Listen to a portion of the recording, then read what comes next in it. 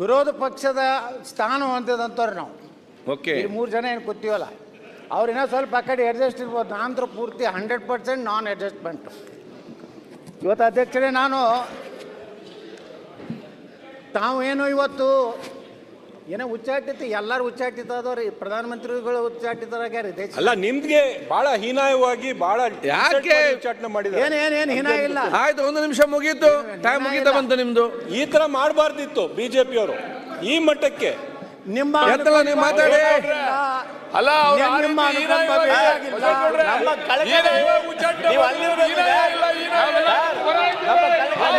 ರಂಗನಾಥ್, ಯಾಕೆ ನೀವು ಮಾತಾಡ್ತೀರ ಅವ್ರಿಗೆ?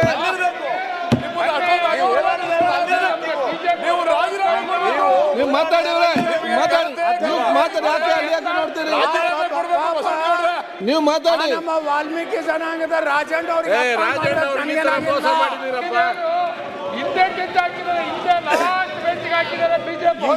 ಅಧ್ಯಕ್ಷರ, ಈ ಸದನದಲ್ಲಿ ಒಬ್ಬ ವಾಲ್ಮೀಕಿ ಜನಾಂಗದ ನೇರ ನುಡಿಯ ಮನುಷ್ಯ ರಾಜಣ್ಣ ಅವ್ರಿಗೆ ಆದಂತ ಅಪಮಾನ ನಮಗೇನಾಗಿಲ್ಲ. ಅಲ್ಲ, ನಿಮ್ಗೆ ಮಾಡಿರೋದು ಅಪಮಾನ ಬಿಟ್ರೆ ಉಚ್ಚಾಟನೆ ಮಾಡಿದಿರಿ.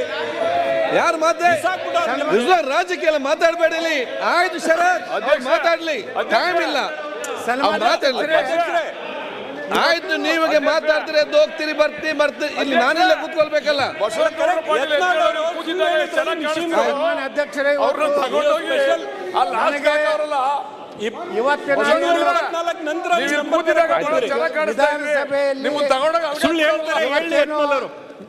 ಚರ್ಚೆಗೆ ಈ ಅಭಿವೃದ್ಧಿ ದೃಷ್ಟಿಯಿಂದ, ಕರ್ನಾಟಕದ ಅಭಿವೃದ್ಧಿ ದೃಷ್ಟಿಯಿಂದ ಚರ್ಚೆ ಮಾಡಲಿಕ್ಕೆ ಅವಕಾಶ ಕೊಟ್ಟಿದ್ದಕ್ಕೆ ತಮಗೆ ಧನ್ಯವಾದಗಳು. ಅಧ್ಯಕ್ಷರೇ, ಈಗ ಸಾಕಷ್ಟು ಈ ಅನುದಾನ ಬಗ್ಗೆ ಚರ್ಚೆ ನಡೀತಾ ಇದೆ. ಆಡಳಿತ ಪಕ್ಷದವರಿಗೆ ಹೆಚ್ಚು ಕೊಟ್ಟಿದ್ದಾರೆ, ನಮಗೆ ಕಡಿಮೆ ಕೊಟ್ಟಿದ್ದಾರೆ ಅಂತೇಳಿ. ನನ್ನ ಅನುಭವದ ಪ್ರಕಾರ ಈ ರಾಜ್ಯದಲ್ಲಿ ಯಾವ ಮುಖ್ಯಮಂತ್ರಿಗಳು, ಯಾವ ಆಡಳಿತ ಪಕ್ಷದವರು ಎಲ್ಲರಿಗೆ ಸಮಾನವಾಗಿ ಕೊಟ್ಟಂಥ ಉದಾಹರಣೆ ಒಂದೂ ಇಲ್ಲ. ಇದನ್ನು ಯಾಕೆ ಹೇಳ್ತಾ ಇದ್ದೇನೆಂದರೆ, ನಮ್ಮ ಸರ್ಕಾರ ಇದ್ದಾಗೂ ಹಾಗೆ ಮಾಡಿದ್ದಾರೆ. ಆದರೆ ನಾನು BJPಯವರು ಮಾಡಿದ್ದಾರೆ, ಅದಕ್ಕೆ ನಾವು ಹಿಂಗೆ ಮಾಡ್ತೀವಿ ಅನ್ನುವಂಥ ನಿಮ್ಮ ನಿಲುವನ್ನು ನಾನು ತೀವ್ರವಾಗಿ ಖಂಡಿಸುತ್ತೇನೆ. ಯಾಕಂದರೆ ಒಬ್ಬ ರಾಜ್ಯದ ಮುಖ್ಯಮಂತ್ರಿಗಳು, ಅಧ್ಯಕ್ಷರೇ, ಇವತ್ತು ನಾನು ನನ್ನ ಮತಕ್ಷೇತ್ರದ ಫುಟ್ಪಾತ್ ಬಗ್ಗೆ ಮಾತಾಡೋದಿಲ್ಲ, ರಸ್ತೆ ಬಗ್ಗೆ ಮಾತಾಡೋದಿಲ್ಲ. ಏನೋ ಅತಿ ಪ್ರವಾಹ ಯಾವಾಗಲೂ ಯಾವ ಸರ್ಕಾರ ಇದ್ದರೂ ಬದ್ದೈತೆ, ಬರಗಾಲ ಯಾವಾಗಲೂ ಬಿದ್ದದ. ಆಯಾ ಕಾಲದಿದ್ದ ಸರ್ಕಾರ ಎಷ್ಟು ಕೆಲಸ ಮಾಡ್ಯಾರ ಅನ್ನೋದು ರಾಜ್ಯ ಜನರಿಗೆ ಗೊತ್ತಿದೆ. ಆದರೆ ನಮ್ಮ ಮೂಲ ಸಮಸ್ಯೆ ಏನಂದ್ರೆ ಅಧ್ಯಕ್ಷರೇ, ಇವತ್ತು ಕೃಷ್ಣಾ ನೀರಾವರಿ ಯೋಜನೆ. ನಾವೇನಾದ್ರು ಉತ್ತರ ಕರ್ನಾಟಕದವ್ರು ಅಭಿವೃದ್ಧಿ ಆಗಬೇಕಾದ್ರೆ, ನಮಗೂ ದಕ್ಷಿಣ ಭಾಗದ ಕರ್ನಾಟಕದ ಜನರಂಗೆ ಉತ್ತರ ಕರ್ನಾಟಕದ ಜನರು ನೆಮ್ಮದಿಯಿಂದ ಇರಬೇಕಾದ್ರೆ, ಅವರು ಸ್ವಾವಲಂಬಿಗಳಾಗಬೇಕಾದ್ರೆ, ಇವತ್ತು ಕೃಷ್ಣಾ ಯೋಜನೆಗಳೇನದಾವ, ಕೃಷ್ಣಾ ಕಣಿವೆ ಯೋಜನೆಗಳು, ಇದು ಭಾಳ ಪ್ರಮುಖವಾದಂಥ ಅಧ್ಯಕ್ಷರೇ. ಇವತ್ತು 1964ರಲ್ಲಿ ದಿವಂಗತ ಲಾಲ್ ಬಹದ್ದೂರ್ ಶಾಸ್ತ್ರಿಗಳು ಶಿಲಾನ್ಯಾಸ ಮಾಡಿದ್ರು. ಸ್ಟೇಜ್ 1 ಸ್ಕೀಮ್ ಮುಗಿಲಿಕ್ಕೆ 45 ವರ್ಷ ಬೇಕಾಯಿತು. ಈ ಒಂದು ತುಲಾಭಾರ ಮಾಡಿದ್ದಕ್ಕೇನು ಉಪಕಾರ ನಮಗೇನು ಆಗಲಿಲ್ಲ. ಶ್ರೀಮತಿ ಇಂದಿರಾ ಗಾಂಧಿಯವ್ರನ್ನ ತುಲಾಭಾರ ಮಾಡಿದ್ವಿ, ನಿಜಲಿಂಗಪ್ಪನವ್ರು ತುಲಾಭಾರ ಮಾಡಿದ್ವಿ. ಆದರೆ ಅದರಿಂದ ಬರೀ ಭಾಷಣ ಕೇಳೋದಾಯಿತು, ನಾವು ಹೇಳೋದಾಯಿತು. ಆದರೆ ಅಧ್ಯಕ್ಷರೇ, ಕಾವೇರಿ ಅದು ನಮ್ಮ ನದಿನೇ. ಕಾವೇರಿಯಿಂದ ಕೇವಲ ಕರ್ನಾಟಕ 23% ಭಾಗಕ್ಕೆ ಇವತ್ತು ನೀರಾವರಿ ಸಿಗ್ತದೆ. ಆದರೆ ಕೃಷ್ಣ ಏನಿದಾಳಲ್ಲ, ಕರ್ನಾಟಕದ 72% ಭಾಗಕ್ಕೆ ನೀರು ಕೊಡುವಂಥ ಕೃಷ್ಣಾ ನದಿಯ ನೀರನ್ನು ಇವತ್ತು ನಾವು ಸದ್ಬಳಕೆಯನ್ನು ಮಾಡ್ಕೋತಾ ಇಲ್ಲ. ನಾವು ಭಾಳ ನೋವು ಇದ್ದಿದ್ದು ಅಧ್ಯಕ್ಷರೇ. ಇವತ್ತು ಕೃಷ್ಣಾ ಮೇಲ್ದಂಡ ಯೋಜನೆ ಸುಮಾರು 1480 ಕಿಲೋಮೀಟ್ರ್ ಏನು ಮಹಾರಾಷ್ಟ್ರದಿಂದ ಆಂಧ್ರವರೆಗೇನು ಹೋಗ್ತದಲ್ಲ ಅಧ್ಯಕ್ಷರೇ, ಅದರಲ್ಲಿ 480 ಕಿಲೋಮೀಟ್ರ್ ಕರ್ನಾಟಕದ ಹರಿದು ಹೋಗ್ತದೆ. ಇವತ್ತು ನಮಗೆ ಬಂದಂಥದ್ದು 519.6. ಅದರ ಒಂದು ವ್ಯವಸ್ಥೆಯಲ್ಲಿ ಇವತ್ತು ನಮಗೆ ಇನ್ನೂ 524.25 ಆಗಬೇಕಾಗಿದೆ ಅಧ್ಯಕ್ಷರೇ. ಇದು ಆಯ್ತಂದರೆ ಒಟ್ಟು ಯೋಜನೆ ಹಂತ 1ರಲ್ಲಿ ಅಧ್ಯಕ್ಷರೇ 119 TMC ನೀರು ಯೋಜನೆ, ಅದರಲ್ಲಿ 4,25,000 ಹೆಕ್ಟರ್. ಹಂತ 2ರಲ್ಲಿ 54 TMC ನೀರನ್ನು ಬಳಕೆ ಮಾಡಿಕೊಂಡ್ರೆ ಒಟ್ಟು ಅದರಲ್ಲಿ 1,97,000 ಹೆಕ್ಟರ್. ಅಂದರೆ ಅಧ್ಯಕ್ಷರೇ ಹೆಚ್ಚು ಕಡಿಮೆ 6,22,120 ಹೆಕ್ಟರ್. ಅಂದಾಜು ಸುಮಾರು 16ರಿಂದ 17 ಲಕ್ಷ ಎಕರೆ ನೀರಾವರಿ ಆಗುವಂಥ ಒಂದು ಭಾಳ ಪ್ರಮುಖವಾದಂಥ ಯೋಜನೆಗೆ ಅಧ್ಯಕ್ಷರೇ ಇವತ್ತು ಸರ್ಕಾರಗಳು, ಈ ಸರ್ಕಾರ ಆ ಸರ್ಕಾರ ಅದನ್ನು ಟೀಕೆ ಮಾಡೋಕ್ಕೆ ಹೋಗೋದಿಲ್ಲ. ಎಲ್ಲರೂ ಉತ್ತರ ಕರ್ನಾಟಕದಲ್ಲಿರೋ ಜನಪ್ರತಿನಿಧಿಗಳು ಎಲ್ಲರ ಭಾಷಣದಲ್ಲಿಯೂ ಕೃಷ್ಣ ನಮ್ಮ ಸರ್ಕಾರ ಬಂದರೆ ವರ್ಷಕ್ಕೆ 25,000 ಕೋಟಿ ಕೊಡ್ತೀವಿ, ನಮ್ಮ ಸರ್ಕಾರ ನಮ್ಮ ನಡೆ ಕೃಷ್ಣ ಕಡೆಗೆ ಅಲ್ಲಿ ಹೋಗಿ ಪ್ರತಿಜ್ಞೆ ಮಾಡ್ತಾರೆ. ನನ್ನ ಸರ್ಕಾರ ಬಂದರೆ ಸಂಪೂರ್ಣವಾಗಿ ಪ್ರತಿ ವರ್ಷ 5 ವರ್ಷದ ಅವಧಿಯಲ್ಲಿ ಸಂಪೂರ್ಣ ಹಣ ಕೊಟ್ಟು ಇವತ್ತು ನಾನು ಮುಗಿಸ್ತೀನಿ ಅನ್ನೋಂಥ ಭರವಸೆಯನ್ನು ಕೊಟ್ಟು ಇವತ್ತು ಅಧಿಕಾರಕ್ಕೆ ಬರ್ತಾರೆ ಅಧ್ಯಕ್ಷರೇ. ಆ ದುರ್ದೈವ ಅಂದರೆ ಅಧ್ಯಕ್ಷರೇ ಇವತ್ತು ಈ ಒಂದು ಕ್ಷೇತ್ರದ ಏನು ಭೂ ಸ್ವಾಧೀನ ಪ್ರಕ್ರಿಯೆ ಇವತ್ತೇನಿದೆ ಅಧ್ಯಕ್ಷರೇ, ಇವತ್ತು ಒಟ್ಟು ನಮ್ಮ ಈ ಭೂ ಸ್ವಾಧೀನ ಪ್ರಕ್ರಿಯೆಗೇ ಅಧ್ಯಕ್ಷರೇ ಸುಮಾರು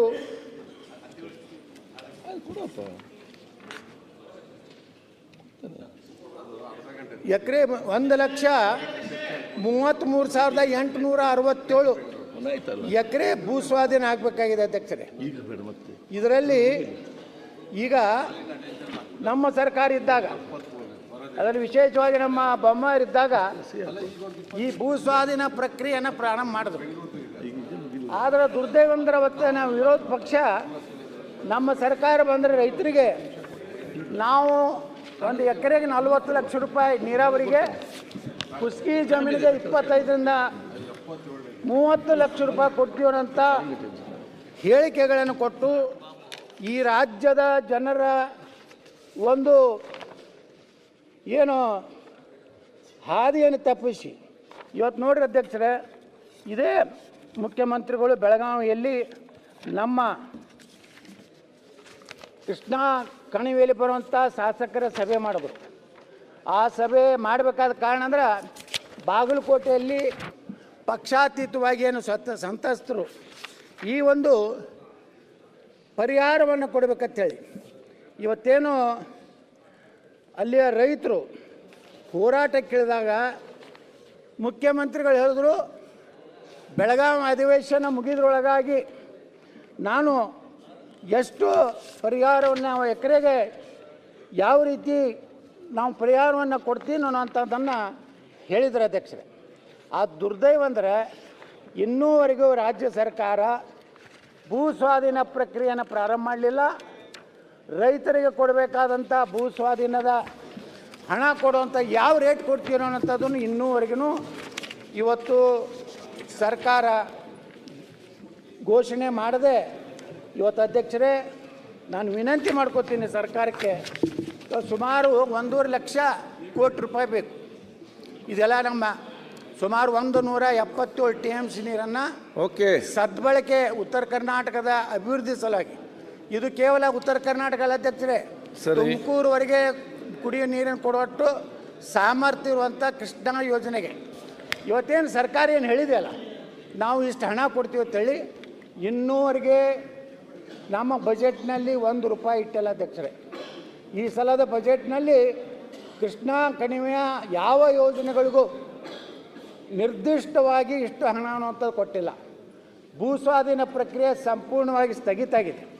ನಾವೆಲ್ಲ ಭಾಳ ಇದನ್ನು ಯಾವ ರೀತಿ ಅಂದರೆ ಅಧ್ಯಕ್ಷರೇ, ಇವತ್ತು ಸುಮಾರು ನಮ್ಮ ರೈತರು ಅವರ ಈಗ ಎಲ್ಲಿ ಸ್ವಾಧೀನ ಆಗ್ತೈತೆ ಅನ್ನೋದ್ರ ಮ್ಯಾಗ ಪ್ರತಿಯೊಂದರ ರೈತರ ಭೂಮಿ ಮೇಲೆ ಇದನ್ನು ಮುಳುಗಡೆ ಪ್ರದೇಶ ಅಂತೇಳಿ ಆ ಉತ್ತಾರಿಗಳ ಮೇಲೆ ಇವತ್ತು ಉಲ್ಲೇಖ ಮಾಡಿದ್ದಾರೆ. ಹಿಂಗಾಗಿ ಆ ರೈತರಿಗೆ ಸಾಲ ಸಿಗ್ತಾ ಇಲ್ಲ.